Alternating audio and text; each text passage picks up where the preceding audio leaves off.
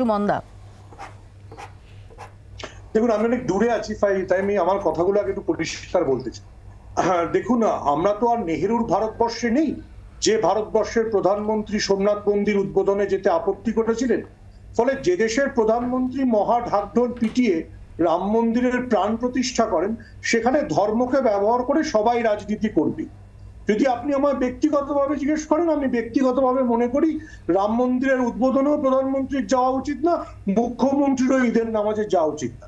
কিন্তু যে দেশে যা চলছে, আমি মোটামুটি পশ্চিমবঙ্গের অনেকগুলি জায়গায় গেছি এই নির্বাচনী প্রচার দেখতে, প্রায় সব জায়গাতে বিজেপির যারা প্রার্থী তারা কীর্তনের মঞ্চ, মন্দিরে গিয়ে প্রচার করছে।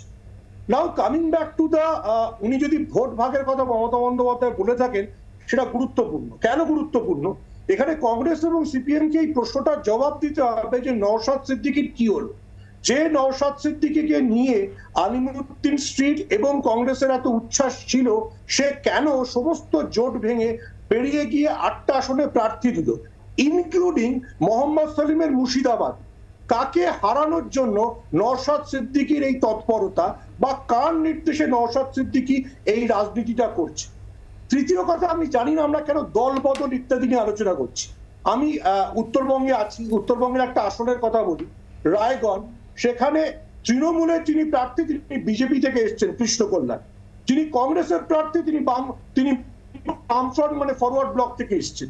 আর যিনি বিজেপির প্রার্থী তিনি দুদিন আগে অব্দি প্রিয়রঞ্জন দাস মুন্সি জিন্দাবাদ বলতেন, এখন বলছেন সাভারকার জিন্দাবাদ। তো এরপরে কি আর পলিটিক্সে কে কোন দলে যাচ্ছে এগুলো নিয়ে কোনো আলোচনা বা এগুলোর কোনো প্রসঙ্গ আছে? প্রশ্ন হচ্ছে সবাই নিজের মতো করে রাজনৈতিক অঙ্ক করছে এবং গোছানোর চেষ্টা করছে। প্রথম যে কথাটা বলেছিলাম, এটা নেহেরুর ভারতবর্ষ নয় যে যেখানে সোমনাথ মন্দিরে যাওয়া বিষয়ে প্রধানমন্ত্রীর একটা বক্তব্য থাকবে। এদেশে প্রধানমন্ত্রীরা আজকাল মানে মন্দিরের উদ্বোধন করেন, আর মুখ্যমন্ত্রীরা অবশ্যই সেই জন্য নামাজে যান। এই জায়গাটাতে অর্চনাদির যে প্রশ্নটা সুমনদা করছেন, যে আপনারা এই প্রশ্ন তুলছেন, আবার একই সঙ্গে এটাও তো ঠিক যে রাম মন্দিরের প্রাণ প্রতিষ্ঠাকে কেন্দ্র করে যেরকম মহল তৈরি করা হলো, সেটাও অনেকেই মনে করছেন যে সেটাও নির্বাচনকে সামনে রেখে।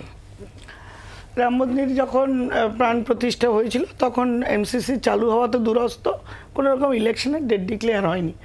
রাম মন্দিরের যে সমস্যা, 500 বছরের মামলা, সুপ্রিম কোর্ট থেকে সেটাকে সলিউশন করে এবং সেটা সাধারণ মানুষের মানে চাঁদা তোলা পয়সা দিয়ে যে রাম মন্দির প্রতিষ্ঠা হলো।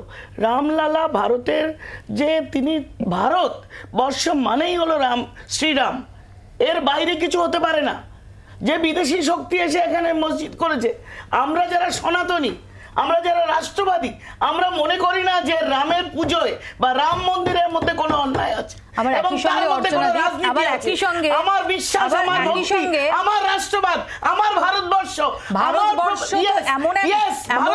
অর্থই রাম। ভারতবর্ষ তো এমন এক অস্তিত্বের কথা বলে, ভারতবর্ষ তো এমন এক অস্তিত্বের কথা বলে, শকুন্তল পাঠান